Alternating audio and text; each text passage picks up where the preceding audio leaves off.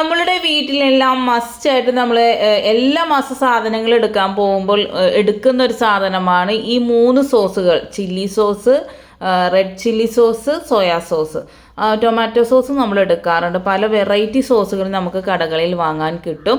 ഇപ്പം ഞാനിവിടെ 3 സോസ് മാത്രമേ കാണിക്കുന്നുള്ളൂ.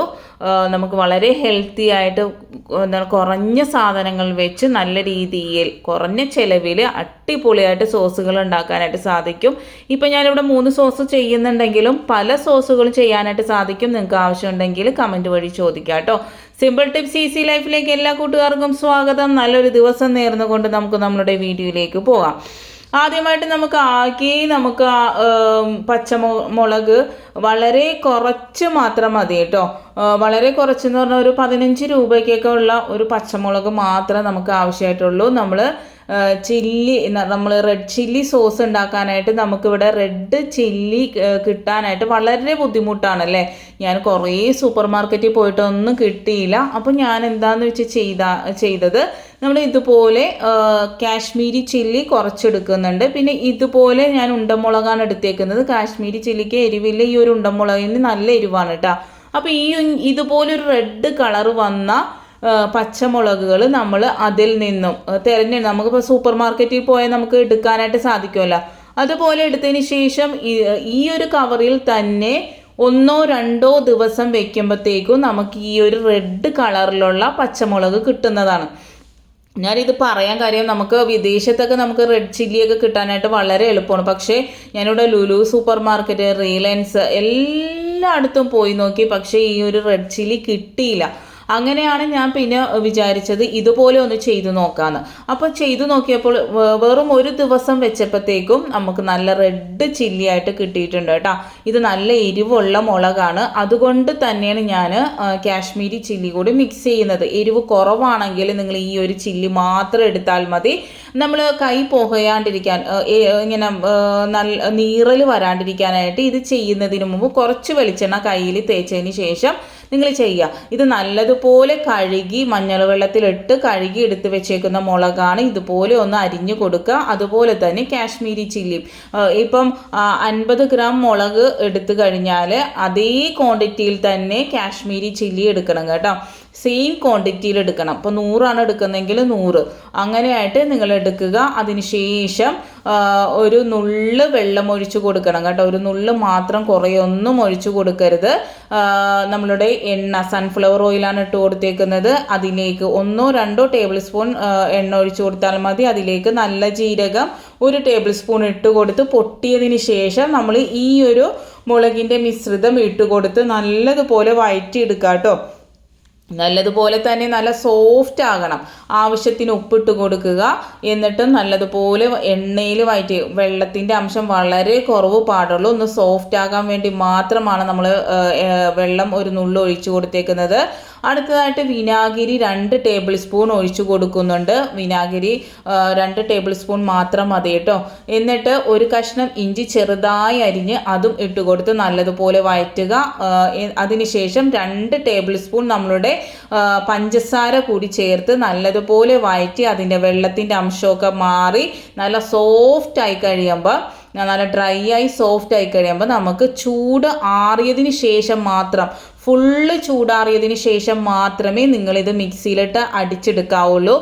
ചൂടോടുകൂടി നമ്മൾ അടിച്ചു കഴിഞ്ഞാൽ ഇതിൻ്റെ ആ ഒരു റെഡ് കളറ് പോകും കേട്ടോ. വേറെ കുഴപ്പമൊന്നുമില്ല, പക്ഷേ അതിൻ്റെ ഒരു റെഡ് കളറ് പോകും. അപ്പോൾ അതിലേക്ക് 1 ടേബിൾ സ്പൂൺ കൂടി നമ്മളുടെ വിനാഗിരി ഒഴിച്ചു കൊടുക്കുന്നുണ്ട്. എന്നിട്ട് നല്ലതുപോലെ ഇതുപോലെ അരച്ചെടുക്കുക. നിങ്ങൾ ഇത് ലൂസായി കിട്ടണമെങ്കിൽ, ഇങ്ങനെ ഇതായിട്ട് കിട്ടണമെങ്കിൽ നിങ്ങൾക്ക് വെള്ളം ചേർക്കരുത്, വിനാഗിരി മാത്രമേ ചേർക്കാവുള്ളൂ. ഇല്ല നിങ്ങൾക്ക് ഈ ഒരു തിക്കായിട്ടുള്ള ഇതാണ് വേണമെങ്കിൽ നിങ്ങൾ വെള്ളമൊന്നും ചേർക്കേണ്ട. പിന്നെ നമ്മൾ അരിച്ചെടുക്കേണ്ട കാര്യമൊന്നുമില്ല. നമ്മൾ വീട്ടിൽ ചെയ്യുമ്പോൾ, ഇപ്പോൾ ഞാൻ വീഡിയോയിൽ ചെയ്യുന്നത് കൊണ്ടാണ് ഇത് അരിച്ചെടുക്കുന്നത്. ഈ അരിച്ചെടുത്ത ഈ ഒരു ബാക്കി വന്ന ഭാഗം നമുക്ക് പല കറികളിലും മീൻ കറിയിലൊക്കെ ഉപയോഗിക്കാനായിട്ട് സാധിക്കും. അതുപോലെ പച്ചക്കറി ഉലത്തമ്പളൊക്കെ നമ്മൾ ഇത് ഇട്ട് കൊടുത്താലും വളരെ നല്ല ടേസ്റ്റാണ്. ഇത് നമ്മൾ കളയേണ്ട കാര്യമൊന്നുമില്ല. പച്ചമുളകിൻ്റെ എരിവും അതുപോലെ തന്നെ ആ ഒരു ടേസ്റ്റും വളരെ നല്ലതാണ് കേട്ടോ. അപ്പോൾ ഇത് ഞാൻ അരിച്ചെടുത്തെന്ന് മാത്രമേ ഉള്ളൂ. നിങ്ങൾക്ക് നിങ്ങൾക്ക് വേണമെങ്കിൽ മാത്രം അരിച്ചെടുത്താൽ മതി. ഇതുപോലെ ഇരിക്കും നമ്മളുടെ റെഡ് ചില്ലി സോസ്. കളറൊന്നും ചേർക്കണ്ട, ഒന്നും കെമിക്കലായിട്ടുള്ള യാതൊരു സാധനവും ചേർക്കാതെ തന്നെ നമ്മളൊരു 4 ടേബിൾ സ്പൂൺ വിനാഗിരി മാത്രമാണ് ഇതിൽ ചേർത്തേക്കുന്നത്. പിന്നെ നമ്മൾ ഉപ്പ് ചേർത്തിട്ടുണ്ട്, പഞ്ചസാര ചേർത്തിട്ടുണ്ട്.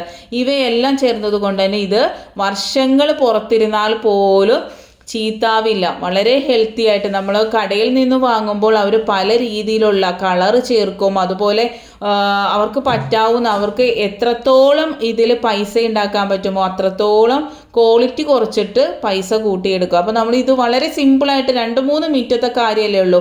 അടുത്തതായിട്ട് ഇതുപോലെ തന്നെ സൺഫ്ലവർ ഓയിൽ ഒഴിച്ചിട്ടുണ്ട്. അതിലേക്ക് നല്ല ജീരകം 1 ടേബിൾ സ്പൂൺ ഇട്ട് പൊട്ടിച്ച് നമ്മളുടെ ഗ്രീൻ ചില്ലി നല്ല പോലെ തന്നെ കഴുകി മഞ്ഞൾ വെള്ളത്തിലിട്ട് നമ്മൾ നല്ല പോലെ ഡ്രൈ ആക്കി എടുത്ത് ഇതുപോലെ അരിഞ്ഞതിന് ശേഷം ഇതുപോലെ ഇട്ട് കൊടുത്ത് നല്ലതുപോലെ വഴറ്റുക.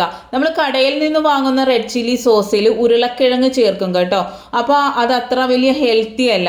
പക്ഷേ നമ്മൾ ഇതിൽ ഉരുളക്കിഴങ്ങ് ഒന്നും ചേർക്കാതെ തന്നെ നല്ല ടേസ്റ്റി ആയിട്ട് നല്ല ഹെൽത്തി ആയിട്ടുള്ള ഒരു ഗ്രീൻ ചില്ലി തന്നെയാണ്. വളരെ സിമ്പിളായിട്ട് നമുക്ക് ഉണ്ടാക്കാനായിട്ട് സാധിക്കുന്നതാണ് കേട്ടോ. അത് നേരത്തെ ചെയ്ത പോലെ തന്നെ കുറച്ച് വെള്ളം ഒഴിച്ചു കൊടുത്തു ഒന്ന് സോഫ്റ്റ് ആകാനായിട്ട് അനുവദിക്കുക. അതിനുശേഷം ഒരു കഷ്ണം ഇഞ്ചി ഇട്ട് കൊടുത്തിട്ടുണ്ട്. അതിനുശേഷം നല്ലതുപോലെ വഴറ്റിയെടുക്കുക. അതിനുശേഷം 2 ടേബിൾ സ്പൂൺ നമ്മളുടെ വിനാഗിരി ഒഴിച്ചു കൊടുക്കുന്നുണ്ട്. അതും നല്ലതുപോലെ വഴറ്റി അതിൻ്റെ ആ ഒരു നല്ലപോലെ ഡ്രൈ ആയി വരുമ്പോഴത്തേക്കും നമുക്ക് ആവശ്യത്തിന് നമ്മളുടെ ഉപ്പും അതുപോലെ പഞ്ചസാര ഒരു 2-2.5 ടേബിൾ സ്പൂൺ, മുളകിൻ്റെ എരിവ് അനുസരിച്ച് നല്ല എരിവുണ്ടെങ്കിൽ കുറച്ച് പഞ്ചസാര കൂട്ടിയെടുക്കുക കേട്ടോ. അത് നേരത്തെ പറഞ്ഞ പോലെ തന്നെ നല്ലതുപോലെ ചൂട് ആറിയതിന് ശേഷം നമ്മൾ ഇത് മിക്സിയിലിട്ട് അടിച്ചെടുക്കുക. നേരത്തെ പറഞ്ഞത് പോലെ തന്നെ സെയിം പ്രോസസ്സാണ്. നമ്മൾ ഒരിക്കലും വെള്ളം ചേർക്കരുത്, വിനാഗിരി മാത്രം ചേർക്കുക. എന്നിട്ട് ഇതുപോലെ അരിച്ചെടുക്കണമെങ്കിൽ അരിച്ചെടുക്കാം, ഇല്ലെങ്കിൽ വേണ്ട. ഈ ഒരു ചണ്ടി കളയേണ്ട കാര്യമില്ല. പല കറികളിലും ചിക്കൻ കറിയൊക്കെ ഉണ്ടാക്കുമ്പോൾ നമ്മൾ വന്ന വേസ്റ്റ് എന്ന് പറയാൻ പറ്റില്ല, അരിച്ചെടുത്തത് അത് ഇട്ട് കൊടുത്താലൊക്കെ വളരെ ടേസ്റ്റിയാണ്. അടുത്തത് നമുക്ക് സോയ സോസ് ഉണ്ടാക്കാം കേട്ടോ. അതിന് നമുക്ക് സോയാ ബീൻസാണ് എടുക്കുന്നത്. നമ്മൾ ഒരിക്കലും കോൺഫ്ലവർ പൊടി കൊണ്ടൊന്നും ഉണ്ടാക്കിയാൽ അത്ര പെർഫെക്റ്റ് ആവില്ല.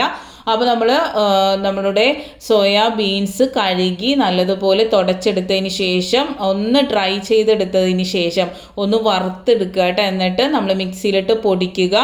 അതൊന്നും ഞാനിവിടെ കാണിച്ച് വീഡിയോ ലെങ്തി ആക്കുന്നില്ല. എന്നിട്ട് ഒരു 3-4 ടേബിൾ സ്പൂൺ നമ്മളുടെ പഞ്ചസാര ഇതുപോലെ കാരമൽ ചെയ്യാനായിട്ട് വെക്കുക. നല്ലതുപോലെ ഡാർക്ക് കളർ നിങ്ങൾക്ക് വേണമെങ്കിൽ ശർക്കര കൂടി ചേർത്താൽ വളരെ നല്ല ഡാർക്ക് സോസ് എന്ന് പറയില്ലേ, ആ ഒരു രീതിയിൽ കിട്ടുന്നതാണ്. ഞാനിവിടെ ഡാർക്ക് സോസെല്ലാം ഉണ്ടാക്കുന്നത് സോയാ സോസ് മാത്രമാണ് കേട്ടോ. അപ്പോൾ നിങ്ങൾക്ക് നല്ല കളർ വേണമെങ്കിൽ ഒരു ചെറിയ കഷ്ണം ശർക്കര കൂടി ചേർക്കുക കേട്ടോ. ഇത് നല്ലതുപോലെ ഡാർക്ക് ആകുന്നത് വരെയും വഴറ്റി കൊടുക്കുക. അതിന് ശേഷം 1/4 ഗ്ലാസ് വെള്ളം ഒഴിച്ച് നല്ലതുപോലെ മിക്സാക്കി എടുക്കുക. എന്നിട്ട് കുറച്ച് നേരം കൂടെ നമ്മളൊന്ന് വഴറ്റിയെടുക്കുക കേട്ടോ. അതിനുശേഷം നമ്മൾ വിനാഗിരി ഒഴിച്ചു കൊടുത്തിട്ടുണ്ട്. ഒരു 2 ടേബിൾ സ്പൂൺ വിനാഗിരിയാണ്. നമ്മളുടെ സോയാ പൊടിയില്ലേ, ആ പൊടിയിലേക്ക് വിനാഗിരിയോ വെള്ളമോ ചേർത്ത് ഇതുപോലെ നല്ലതുപോലെ മിക്സ് ചെയ്തെടുക്കുക. എന്നിട്ട് ഇതുപോലെ നല്ലതുപോലെ മിക്സ് ചെയ്ത് ആ ഒരു പൗഡർ വെന്ത് കിട്ടുന്നവരൊരു 5 മിനിറ്റോളം നമ്മൾ ഇതൊന്ന് നല്ലതുപോലെ കൈവിടാതെ ഇളക്കണം കേട്ടോ. കൈ വിട്ട് കഴിഞ്ഞാൽ അത് കട്ടയായി പോവും, ഭയങ്കരമായിട്ട് പെട്ടെന്ന് പിടിക്കും. അപ്പോൾ അതുകൊണ്ട് കൈ വിടാതെ ഒരു 5 മിനിറ്റ് ആ ഒരു സോയാബീൻസ് നല്ലതുപോലെ വേകുന്നത് വരെ നമ്മൾ ഇതൊന്ന് ഇളക്കി കൊടുക്കാം. നമുക്കിത് ഗോതമ്പ് പൊടിയിൽ ചെയ്യാൻ പറ്റും, നമ്മളുടെ കോൺഫ്ലവർ പൊടി കൊണ്ടൊക്കെ ചെയ്യാനായിട്ട് സാധിക്കും. പക്ഷേ ഇത്രയും പെർഫെക്റ്റ് ആയിട്ട് കിട്ടില്ല. ഈ ഒരു ടേസ്റ്റ് പെർഫെക്റ്റ് ആണെങ്കിൽ സോയാബീൻസിൻ്റെ പൗഡർ തന്നെ നിങ്ങൾ ഉപയോഗിക്കുക കേട്ടോ. നമ്മൾ സൂപ്പർ മാർക്കറ്റിലൊക്കെ നമുക്ക് വളരെ ഈസി ആയിട്ട് കിട്ടുന്നതാണ്, വളരെ എളുപ്പത്തിൽ കിട്ടുന്നതാണ്. അപ്പോൾ ഇത് നല്ലതുപോലെ ഒന്ന് മിക്സാക്കി എടുക്കുന്നുണ്ട്. ഒരു 5 മിനിറ്റ് ഇത് നല്ലതുപോലെ വേവിച്ചതിന് ശേഷം നമുക്ക് അതിലേക്ക് ആവശ്യത്തിന് ഉപ്പും ആവശ്യത്തിന് ശേഷം നമുക്ക് ചൂട് ആറിയതിന് ശേഷം കേട്ടോ, ഫുള്ള് ചൂടാറിയതിന് ശേഷം നല്ലതുപോലെ ഇതൊന്ന് അരിച്ചെടുക്കണം. ഇത് ശരിക്കും പറഞ്ഞാൽ നല്ലപോലെ അരിച്ചെടുക്കണം കേട്ടോ. അപ്പോൾ ഇത് കുറച്ച് നേരം ഇരുന്ന് കഴിയുമ്പോൾ ഈ ഒരു ഡാർക്ക് കളറിലേക്ക് വരുന്നതാണ്. അപ്പം തന്നെ ഡാർക്ക് കളർ ആവില്ല, കുറച്ച് നേരം ഇരുന്ന് ആറി നല്ലതുപോലെ ഇരുന്ന് കഴിയുമ്പോഴത്തേക്കും ഡാർക്ക് കളറാവുന്നതാണ് കേട്ടോ. എന്നിട്ട് നമ്മൾ ഇതുപോലെ ബോട്ടിൽ, നിങ്ങൾക്ക് സോസിൻ്റെ ബോട്ടിലൊക്കെ ഉണ്ടെങ്കിൽ അതിലിട്ട് പുറത്ത് വർഷങ്ങളാ വെച്ചാൽ പോലും ചീത്താവില്ല. മസ്റ്റായിട്ടും ട്രൈ ചെയ്ത് നോക്കുക. ഇഷ്ടപ്പെട്ട ലൈക്ക് ഇടുക, കമൻറ്റ് ചെയ്യുക, ഷെയർ ചെയ്യുക. Thanks for watching. Next time നല്ലൊരു വീഡിയോയുമായി വരാം.